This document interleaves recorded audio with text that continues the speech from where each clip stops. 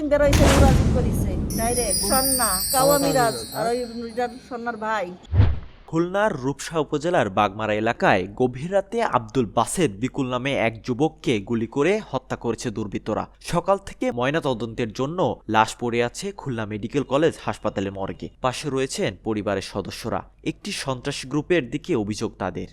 নুরাজিম আমারে আগের মাসের 10 তারিখে আমারে ফোন দিয়ে হুমকি দিছিল। আমার এও বলছিল 1 মাস সময় দিছিল আমারে যে ও আমার ভাইকে মেরে ফেলাবে, আমার ফ্যামিলি মেরে ফেলাবে, হুমকি দিছিল। কালকেরা সেই 10 তারিখই ছিল।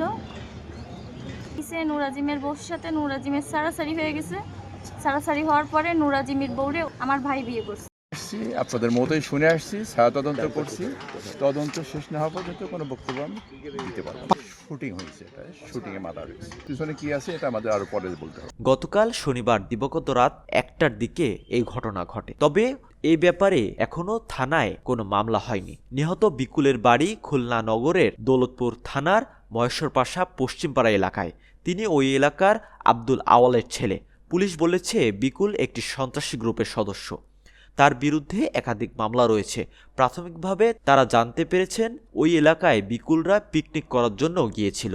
স্থানীয়রা জানান, গভীর রাতে নৈহাটি ইউনিয়নের বাগমারা এলাকায় হঠাৎ গুলির শব্দ শুনে স্থানীয়রা আতঙ্কিত হয়ে পড়েন। পরে বাইরে বেরিয়ে বিকুলকে গুলিবিদ্ধ অবস্থায় দেখেন। সেখান থেকে তাকে উদ্ধার করে খুলনা মেডিকেল কলেজ হাসপাতালে নিয়ে গেলে কর্তব্যরত চিকিৎসক তাকে মৃত ঘোষণা করেন। আশরাফুল আবিদ, সময়ের খবর, ডেস্ক রিপোর্ট।